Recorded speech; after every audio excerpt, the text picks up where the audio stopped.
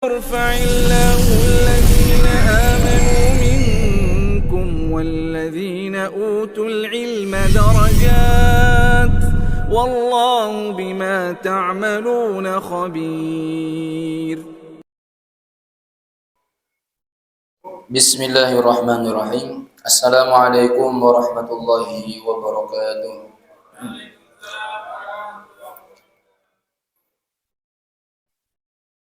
Innal hamdalillah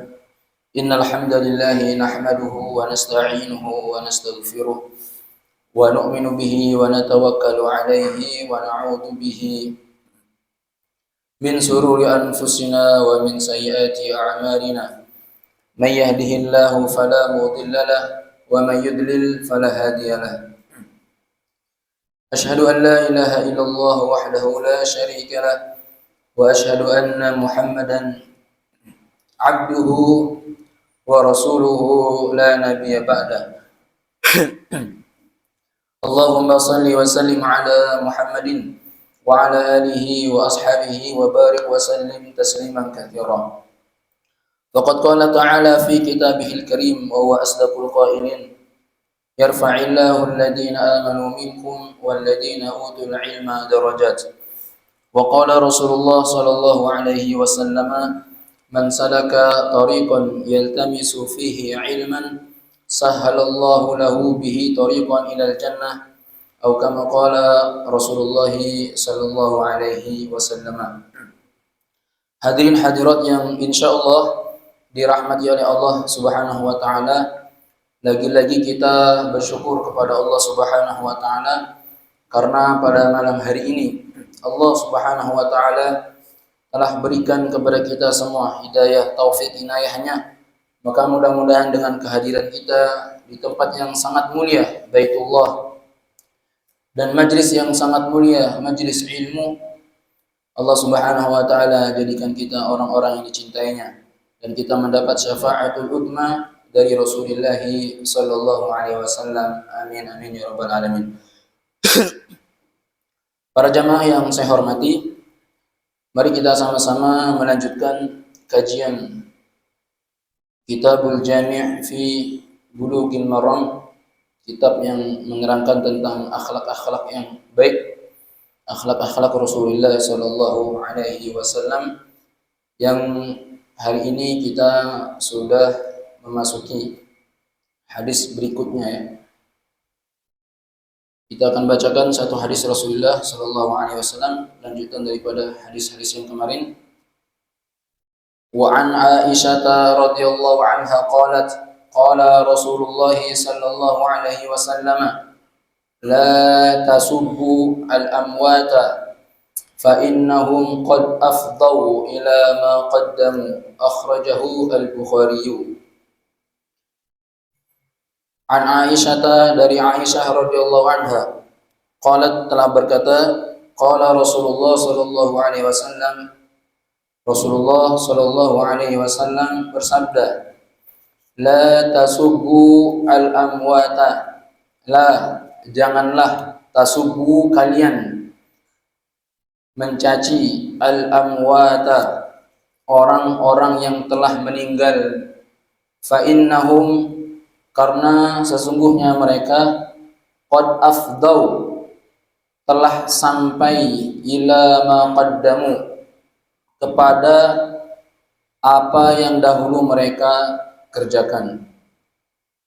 Takhrijul hadis, hadis ini, hadal hadis sahih, ini merupakan hadis yang sahih, rawahu al-Bukhari, yang diriwayatkan al-Imam Bukhari fi sahihihi, di dalam sahihnya, wa Abu Dawud, dan diriwayatkan oleh Imam Abu Dawud, ghairuhuma, dan selain keduanya, an Aisyah radhiyallahu anha, dari Aisyah radhiyallahu anha. Para jamaah, hadis ini menjelaskan kepada kita bahwa larangan mencaci orang yang sudah meninggal. Kalau kita memperhatikan al-amwat, ini jamak dari maut. Maut itu satu orang, kalau amwat orang-orang yang telah meninggal. Kemudian al-amwat ini maknanya umum, baik dia yang meninggal itu orang yang beriman atau orang kafir, yang tidak beriman kepada Allah di luar daripada Islam, Nabi mengatakan la tasubbul amwat, tidak boleh mencaci orang yang telah meninggal. Kenapa? Fa innahum qad afdau ila ma qaddamu, karena mereka itu telah sampai kepada apa yang dahulu mereka kerjakan. Al-ma'na al-ijmali, sekarang kita membaca makna ijmal, makna global. Apa maksud daripada hadis ini? Yanhan Nabi sallallahu alaihi wasallam an sabbil mauta. Rasulullah sallallahu alaihi wasallam itu melarang mencaci al-mauta, orang yang telah meninggal. Wa dzikri masaihim, dan Rasulullah mencaci orang yang melarang orang yang Nabi melarang mencaci orang yang telah meninggal. Wa dzikri masaihim, dan menyebut keburukan-keburukan mereka. Kenapa? Li'annahum qad intaqalu ila daril akhirah, karena mereka telah berpindah ke negeri akhirat. Wasaru fi qabdatillahi ta'ala, dan mereka telah berada dalam genggaman Allah Subhanahu wa taala. Wa qad inqata amaluhum wa baqiya jazaohum, dan telah terputus amal mereka, tinggallah balasannya. Subhanallah, hadis ini merupakan hadis yang sangat mulia, hadis yang menjelaskan kepada kita larangan mencaci atau menyebut-nyebut keburukan orang yang sudah meninggal. Al-amwat ini baik kepada orang yang beriman maupun orang yang tidak beriman. Kemudian hadis ini juga menjelaskan kepada kita bahwa Allah itu telah menjadikan kehormatan seorang muslim termasuk kehormatan yang paling besar di antara kehormatan-kehormatan yang lainnya. Dan itu bapak-bapak, ibu-ibu yang saya hormati, sesuai dengan hadis Rasulullah sallallahu alaihi wasallam, ketika Rasulullah sallallahu alaihi wasallam itu berdiri di hadapan Ka'bah, maka Rasulullah sallallahu alaihi wasallam melihat Ka'bah dan beliau berteriak di hadapan Ka'bah. Beliau mengatakan, ma a'dhamaki wa a'dhama hurmatik wal mu'minuna a'dhamu hurmatan 'indallahi minki. Ma a'dhamaki, wahai Ka'bah, betapa agungnya engkau wahai Ka'bah. Wa a'dhama hurmatik, dan betapa agungnya kehormatanmu wahai Ka'bah. Wal mu'minu, dan ingatlah orang-orang beriman itu a'dhamu hurmatan 'indallahi mink, memiliki kehormatan yang lebih besar, yang lebih agung daripada engkau wahai Ka'bah. Jadi artinya apa? Kehormatan seorang mukmin, kehormatan seseorang itu sangat mulia, sangat agung itu dibanding Ka'bah. Bahkan kehormatan itu bukan hanya dijaga bahwa tatkala dia masih hidup saja, bahkan yang sudah meninggal pun harus dijaga kehormatannya. Kalau kita mempelajari fikih tahzizul mayyit, mempersiapkan jenazah itu dari mandi, mengkafani sampai mengantarnya di kuburan, itu masya Allah bagaimana Rasulullah SAW menjelaskan tentang tahjizul mayit itu dengan panjang lebar. Intinya harus hormat dan memuliakan mayit. Bahkan sunnahnya ketika seseorang itu memandikan jenazah itu harus dengan layyin, dengan kelembutan, tidak boleh dengan kasar, harus dengan kelembutan. Kemudian orang yang memandikan mayit itu, kata Rasulullah, harus orang yang amanah, tidak mudah menceritakan aib mayit kepada orang lain, karena mayit itu terkadang memiliki aib, bapak-bapak. Maka orang yang memandikan tidak boleh menceritakannya kepada orang lain. Maka kan sunnahnya harus tertutup. Yang boleh memandikan keluarganya, kerabatnya. Ketika seorang istri meninggal, suami boleh memandikan istrinya. Ketika seorang suami meninggal, istri boleh memandikan suaminya. Yang penting bukan suami orang lain atau istri orang lain, itu nggak boleh. Harus istri sendiri atau suami sendiri. Kemudian ketika mayit itu memiliki aib, Tidak boleh seseorang yang memandikan itu menceritakan kepada orang lain, tadi saya memandikan jenazah ini, masya Allah, kayaknya banyak dosa itu jenazah ini. Matanya melotot, kaku, biru, itu di dunia aja sudah dapat azab, apalagi di alam kubur. Itu nggak boleh menceritakan hal-hal seperti itu. Bahkan Rasulullah itu sangat mencela kepada pemandi jenazah yang menceritakan aib jenazah, nggak boleh. Harus betul-betul menjaga kehormatannya. Kemudian ketika takfin, mengkafani mayit pun seperti itu, ya. Harus dengan jelas dan menghormati mayit itu dengan diberikan wangi-wangian dan lain sebagainya. Ketika mengantar jenazah pun seperti itu, harus dengan adab sesuai sunnah. Jadi Pak, sunnahnya itu sebenarnya ketika mengiringi jenazah itu, maka yang mengiringi itu di depan jenazah, bukan di belakang jenazah, itu lebih utama. Ya, jadi jenazahnya di belakang, yang mengiringi itu di depan. Bukan kebalik. Kalau kita lihat sekarang kan, ngapunten di desa-desa ya, biasanya itu kan kebalik, jenazahnya di depan, yang mengiringi di belakang. Tetapi itu bab fadilah, keutamaannya. Keutamaan. Bukan berarti Bapak nanti kalau melihat ada orang yang mengiring jenazah, jenazahnya di belakang, yang mengiringi di belakang, itu langsung disalah-salahkan. Ini jenazahnya nggak boleh, harus di belakang. Itu jangan. Ya sudah, biarkan saja. Gitu. Terkadang ada tuh satu kampung tuh bertengkar seperti itu, Pak. Mau menyolatkan jenazah, ini kepalanya yang mana ini? Harus ada yang mengatakan di tengah, ada yang mengatakan di kakinya, ada yang mengatakan di mana? Di kepalanya. Itu semuanya memiliki dalil masing-masing. Yang penting di depan jenazah, bukan di belakang jenazah ketika menyolati jenazah. Ya, sunnahnya itu seperti itu. Nah, kenapa ya Rasulullah SAW menganjurkan bagi pengiring jenazah itu di depan jenazah, bukan di belakang jenazah? Karena ketika mayit itu bapak-bapak akan dikuburkan, akan dikebumikan, maka si mayit itu dia takut. Pada hakikatnya dia itu ketakutan. Kenapa? Karena dia akan memasuki alam kubur dan akan ditanya oleh malaikat munkar dan nakir. Maka seorang yang pengiring ya di depan itu agar apa? Untuk sebagai apa? Bodyguardnya lah ibaratnya. Kalau dalam bahasa fikih itu bodyguardnya. Jadi kalau bapak-bapak, kalau bodyguard itu kira-kira bodyguard ketika dia menjaga seseorang itu di belakang atau di depan? Pasti di depan kan? Bukan di belakangnya, pasti di depan. Nah, begitu juga kesunahannya itu disunahkan untuk di pengiringnya itu di depan, bukan di belakang. Jadi semua hal-hal yang tahjizul mayyit itu intinya memuliakan kehormatan jenazah mayyit.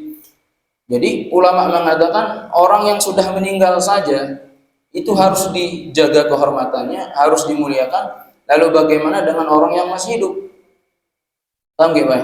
Orang yang sudah meninggal saja itu betul-betul harus dijaga kehormatannya. Aibnya tidak boleh diceritakan. Lalu bagaimana dengan orang yang masih hidup? Jamaah yang dirahmati oleh Allah, sampai-sampai di sini disebutkan dalam sebuah hadis Bukhari ya. Ketika Ibnu Abbas itu akan menghadiri pemakaman salah satu istri Rasulullah SAW yang bernama Maimunah radhiyallahu anha. Jadi ketika Ibnu Abbas radhiyallahu anhu akan mengantar atau mengiringi jenazahnya istri Rasulullah SAW yang bernama Maimunah, maka Ibnu Abbas dia berkata kepada sahabat-sahabat yang lainnya, hadihi zaujatun Nabi sallallahu alaihi wasallam. Ini adalah istri Rasulullah sallallahu alaihi wasallam. Fa idza rafa'tum, kalau kalian mengangkat naqsyaha, kalau naqsyaha itu apa ya? Apa itu? Katil apa? Keranda. Nah, apabila kalian mengangkat kerandanya, fala tuzahzi'uha, jangan kalian banyak menggerak-gerakkannya. Wah, ini gini. Jangan. Wala tuzalziluha, dan jangan kalian menggoncang-goncangkannya. Warfuku, tetapi angkatlah dengan lemah lembut. Angkat dengan lemah lembut. Jadi ketika mengangkat jenazah pun Rasulullah itu mengajarkan kepada kita semua bahwa angkatlah dengan lemah lembut. Jangan banyak gerak, atau dengan kasar ya, tapi dengan lemah lembut. Dari sini para ulama mengatakan yustafadu minhu anna hurmatal mu'min ba'dal maut baqiyah kama kanat fi hayatihi. Maka dari hadis ini kita mendapat satu istifadah, sesungguhnya kehormatan seorang mukmin ba'dal maut baqiyah. Ya, kehormatan seorang mukmin setelah dia meninggal tetap berlaku. Kama kanat fi hayatihi, sebagaimana tatkala dia masih hidup. Paham ya, Pak?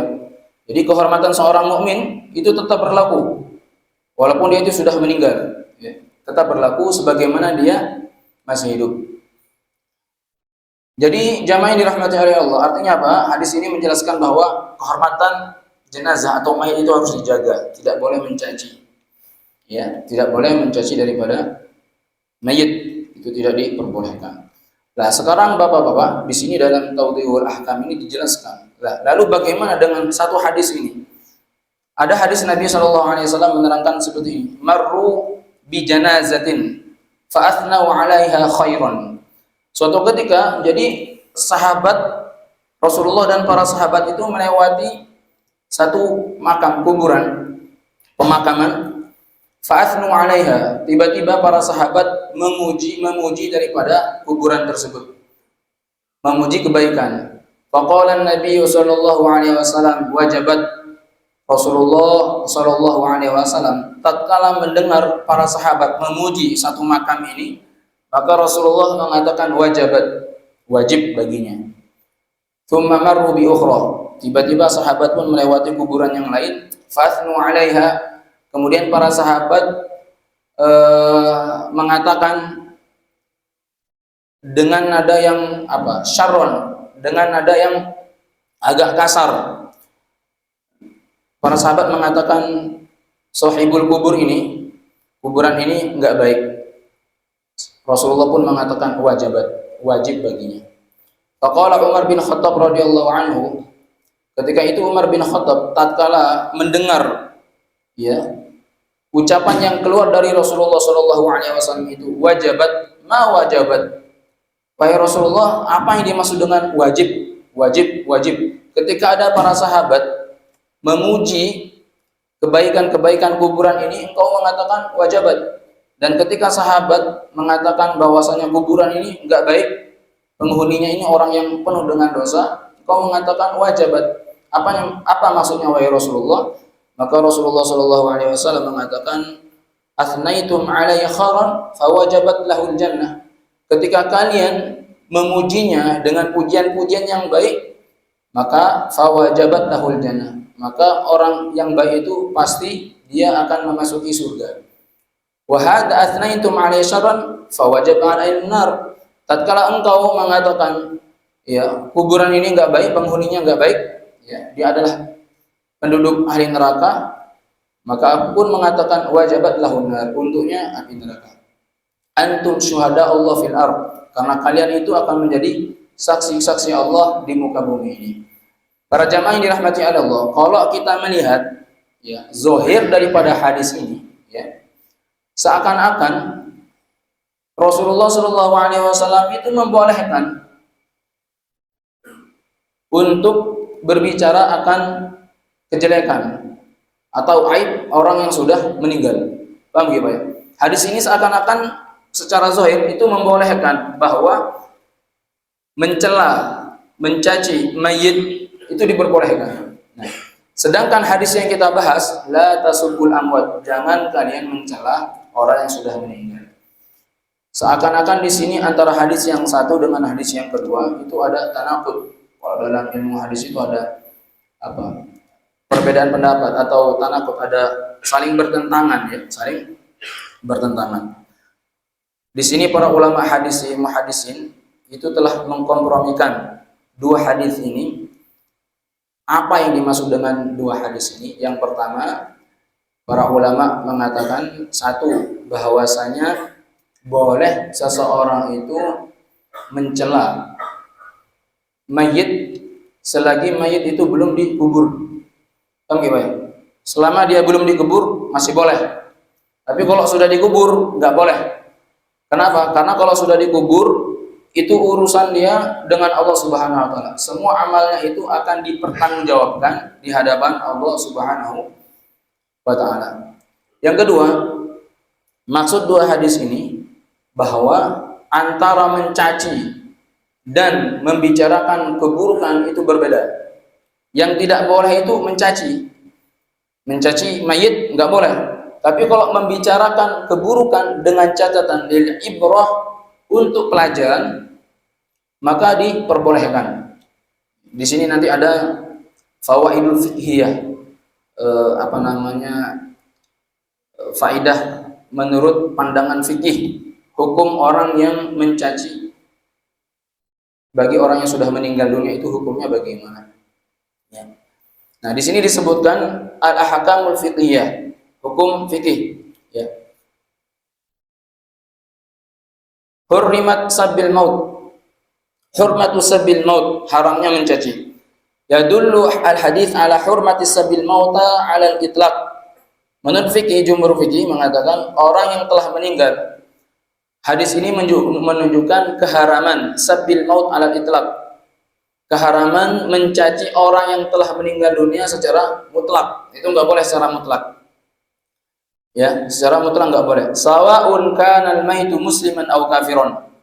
Baik mayit tersebut muslim maupun kafir. Kenapa? Li'anna sabba la yughayyiru min wad'il maiti syai'an.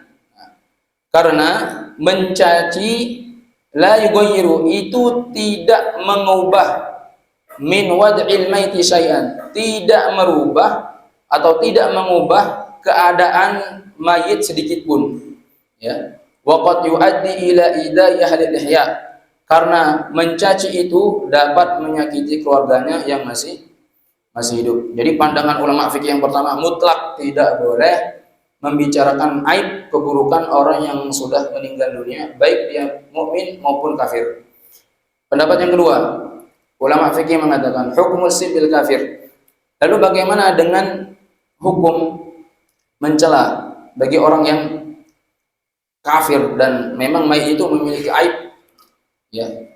Di sini disebutkan malu linnahyu sabbal kufrah lakin la yamna'u dhalik min wasfihim bil kufr aw bayani halihim li ta'lim wal ibrah.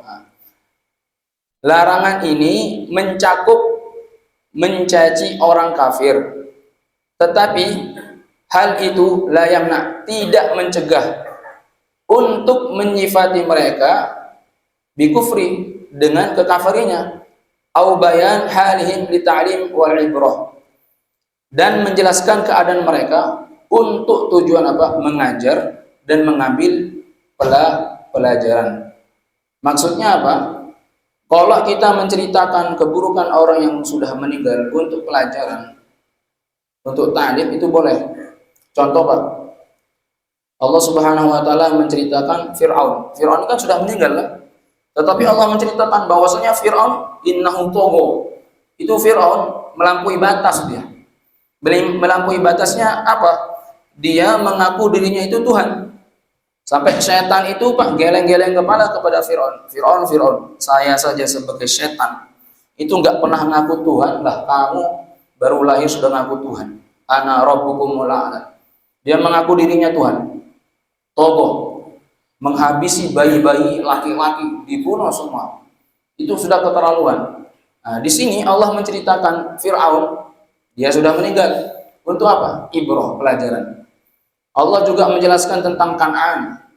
Allah menjelaskan tentang kaum Nabi Lut, haramnya sodomi, sesuka sesama jenis. Allah menceritakan tentang kaum-kaum yang tercela semua. Itu untuk apa? Untuk pelajaran, itu diperbolehkan.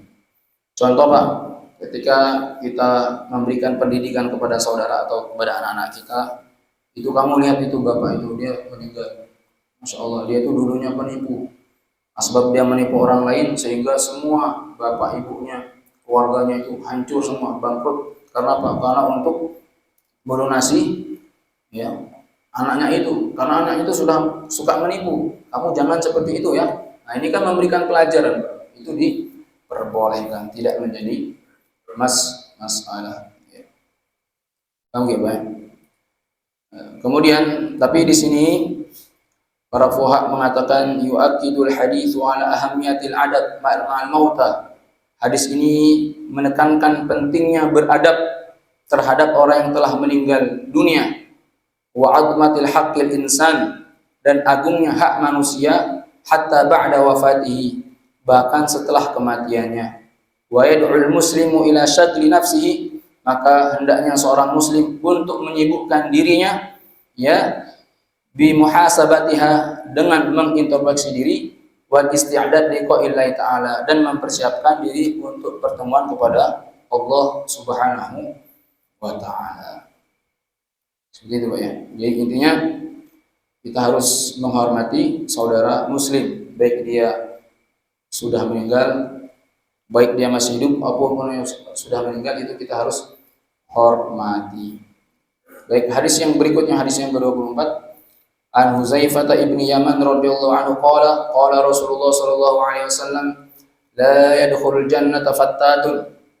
Dari Huzaifah bin Al-Yaman radhiyallahu anhu qala, berkata Rasulullah sallallahu alaihi wasallam bersabda, la yadkhulul jannah fattatun, tidak akan masuk surga. Fattat, orang yang suka mengadu domba. Maaf, qattatun, tidak akan masuk surga orang yang suka mengadu domba. Wa hadzal hadits akhrajal Imam Al-Bukhari wal Muslim fi sahihima. Hadis ini diriwayatkan oleh Imam Bukhari dan Muslim dalam sahihnya. Wa huwa min al-ahadits allati tubyinu khutratul khalq min akhtar ikhwan ad-damimah. Dan ini merupakan hadis yang menjelaskan bahayanya suatu akhlak yang termasuk min akhtaril akhlaq ad-damimah, akhlak tercela yang paling berbahaya, adu domba. Mungkin bapak-bapak pernah mendengar ya lirik lagu Haji Roma Irama itu yang judulnya adu domba, adu domba, domba, domba, domba, adu domba. Nah itu ngambil dari hadis ini sebenarnya. Pinter Roma Irama itu, Pak. Mari menciptakan satu lirik dari hadis Rasulullah Shallallahu Alaihi Wasallam. Kalau kita baca liriknya itu, masya Allah, pelajaran bagi kita semuanya bahayanya adu domba. Kita akan menjelaskan apa itu qattat. Nah, kita mungkin pernah kita mendengar satu hadis Rasulullah, la yadkhul jannah an-namimah, tidak akan masuk surga orang yang namimah, adu domba. Apa perbedaan qattat wan namimah? Di sini akan dijelaskan. Ya. Al-qattat wan namam. Qattat itu, qattat adu domba, itu ya namam, itu sama. Ya. Qattat dengan namam itu sama, artinya orang yang suka mengadu domba. Maksudnya wa huwa alladhi yanqulul kalamu bainan nas biqasdil idrar wal iqa' al fitnah wal adawah. Yaitu maksudnya orang yang qol kalam, orang yang memindahkan bicara bainan nas, antara manusia. Tujuannya apa? Biqasdil idrar, dengan tujuan menimbulkan bahaya, wa iqa'il fitnah, dan menciptakan fitnah, wal adawah, dan permusuhan. Jadi adu domba itu adalah inqal, Pak. Apa ya? Memindahkan berita atau cerita kepada orang yang satu dengan orang yang lainnya. Itu namanya namam. Contoh, ketika ada dua kubu antara A dengan si B, maka dia datang kepada si A, seakan-akan dia itu bagian daripada grupnya A. Atau dia juga gabung kepada grup B, seakan-akan dia itu bagian daripada grup B. Padahal niatnya dia mendekati keduanya ini untuk inqal, memindahkan berita yang satu dengan berita yang lainnya. Ketika datang dia pada grup A, dia menyimak semua informasi dari grup A, kemudian disampaikan kepada grup B. Kemudian dia menyimak ya, informasi dari grup B disampaikan kepada grup A, sehingga tujuannya untuk apa? Untuk memecah belah, atau tujuannya untuk menfitnah. Ya. Nah ini la yadkhul jannah, orang seperti ini dia tidak akan masuk surga, orang yang suka mengadu domba. Ya. Pertanyaannya, apakah hadis tidak akan masuk surga orang yang suka mengadu domba?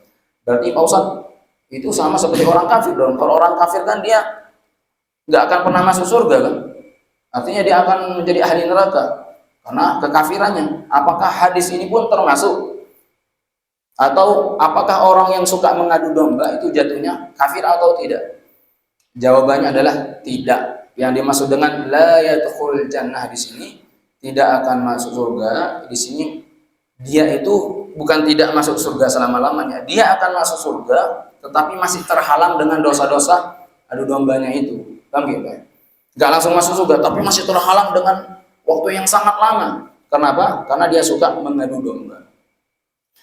Maka di sini para jamaah yang dirahmati oleh Allah, para ulama fuqaha itu menjelaskan orang yang mengadu domba itu jatuhnya tidak kafir.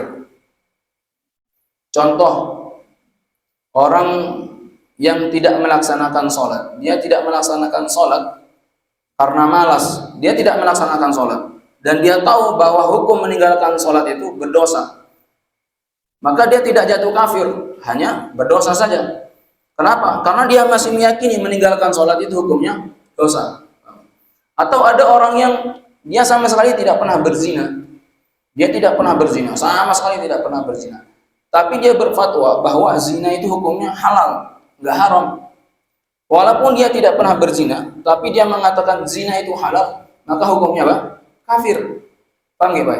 Kenapa? Karena dia sudah berfatwa tetapi bertentangan dengan Al-Quran dan hadis. Nah, seperti ini orang yang orang yang mengadu domba, dia tahu dan kita yakin semua orang yang mengadu domba, dia yakin bahwasanya mengadu domba ini hukumnya haram, ya, dicela oleh Allah Subhanahu wa taala. Tetapi dia masih suka mengadu domba, maka dia jatuhnya tidak sebagai orang yang kafir. Dia akan masuk surga tetapi masih terhalang dengan dosa-dosa yang dia lakukan.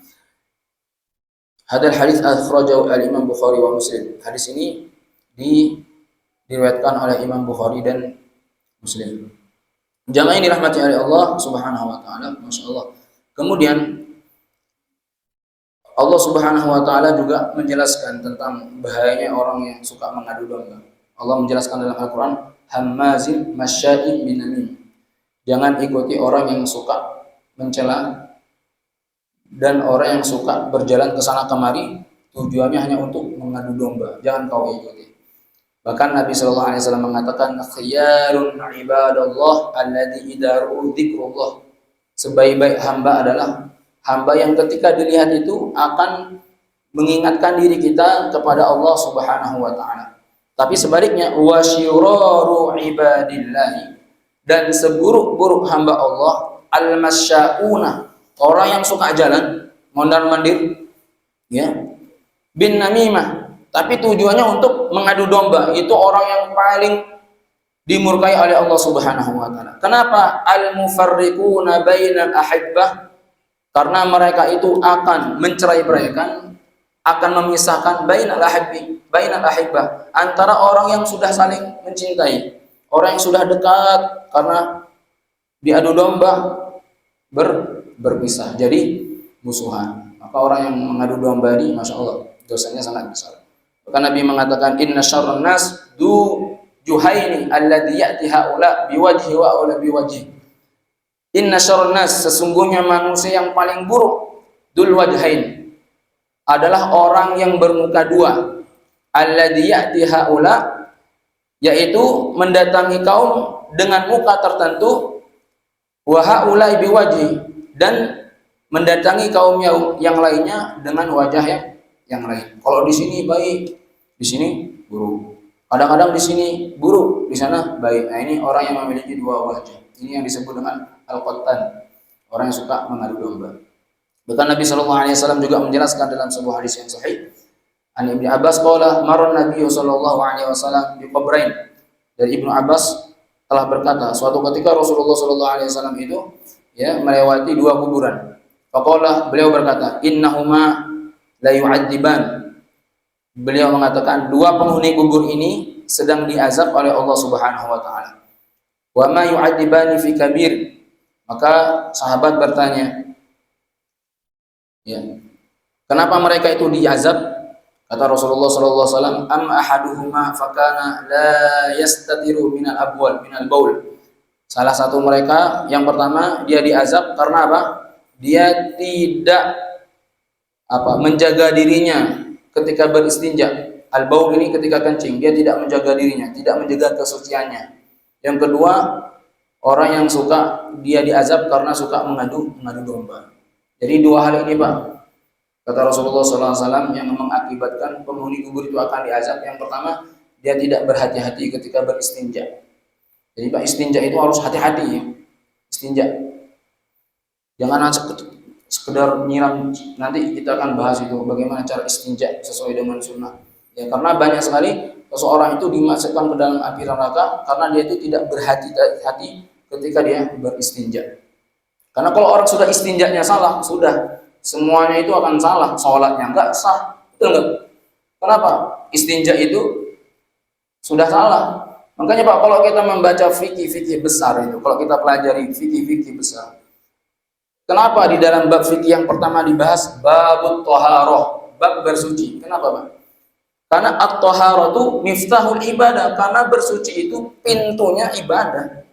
Kalau sudah thaharahnya itu enggak betul, bagaimana mungkin ibadahnya itu akan diterima? Bagaimana sholatnya itu akan diterima? Karena toharohnya itu juga salah. Bahkan ngapunten nggih, saya pernah mendatangi satu kampung itu, masya Allah, sudah mereka itu jamaah masjid, tapi mereka nggak tahu bagaimana cara istinja yang benar, bagaimana cara mandi yang benar, itu bagaimana. Kadang ngapunten nih, ada orang itu yang sudah bersenggama dengan istrinya, dia hanya sekedar mandi saja, yang penting mandi Pak Ustadz. Nggak tahu dia bagaimana cara mandi yang besar. Apakah ketika mandi itu boleh barengan dengan sampo, dengan sabun? Karena nanti itu airnya sudah mutaghayyir, sudah berubah. Nah, itu nanti akan dibahas. Maka harus hati-hati dengan istinja. Kemudian yang kedua, orang itu diazab karena apa? Salah satunya itu karena dia suka mengadu domba. Insyaallah. Hanya saja orang yang kadang-kadang mengadu domba itu enteng sekali. Dia tahu kalau itu dosa, tapi ya namanya keimanannya mungkin lemah sehingga dia mudah untuk mengadu domba. Yang terakhir, hadis yang ke-25, kata Rasulullah sallallahu alaihi wasallam, an Anas radhiyallahu anhu qala Rasulullah sallallahu alaihi wasallam, man kaffa ghadabahu kaffallahu anhu adabah. Man kaffa ghadabah, barang siapa yang menahan amarahnya, kaffallahu anhu adabah, maka Allah akan menahan azabnya. Indah sekali kata-katanya, barang siapa yang menahan amarahnya, maka Allah akan menahan azabnya. Hadis ini merupakan hadis yang sangat mulia. Ketika Rasulullah SAW menjelaskan tentang orang yang menahan amarahnya, maka di sini Allah menjelaskan wal kadzibinal ghaidha wal 'afina 'anil nas, dan wal kadzibinal ghaidha, dan orang-orang yang menahan amarahnya, wal 'afina 'anil nas, dan memaafkan kesalahan orang lain. Kadhim al-ghaid itu maksudnya Pak, ketika air di kolam itu sudah penuh, maka air itu ditahan ya, saluran air itu ditahan. Itu yang disebut dengan kadhim. Jadi maksudnya ketika dia itu difitnah dan lain sebagainya, yang seharusnya dia marah itu ditahan. Nah, itu disebut dengan ghadin, kadhibin al-ghaid. Orang-orang seperti ini orang yang sangat mulia di sisi Allah Subhanahu wa taala. Bahkan Allah mengatakan wasari'u ila magfirah, dan bersegeralah kamu mencari ampunan mir rabbikum wa jannatin ardhas samawati wa iddat lil muttaqin. Itu disiapkan untuk orang-orang yang muttaqin. Nah, para ulama mufassirin mengatakan al-muttaqin di sini adalah al-ghadibin ghaib, adalah orang yang suka menahan amarahnya. Alladzina yunfiquna fis sarra wad dharra wal kadzibina al ghaidha wal 'afina 'anil nas wallahu yuhibbul muhsinin. Orang-orang yang menahan amarahnya, memaafkan kesalahannya orang lain, dan Allah mencintai perbuatan-perbuatan baik seperti itu. Kemarin kita sudah membahas ya, orang yang paling kuat adalah orang yang bukan orang yang dapat mengalahkan musuhnya, tetapi orang yang menahan amarahnya. Tapi kadang-kadang menahan amarah ini sulit, Pak. Saya nggak marah, sabar saya ini. Itu bukan orang sabar namanya, Pak. Saya sabar ini, Pak. Saya nggak. Itu sebenarnya bukan sabar itu, ya marah. Ya.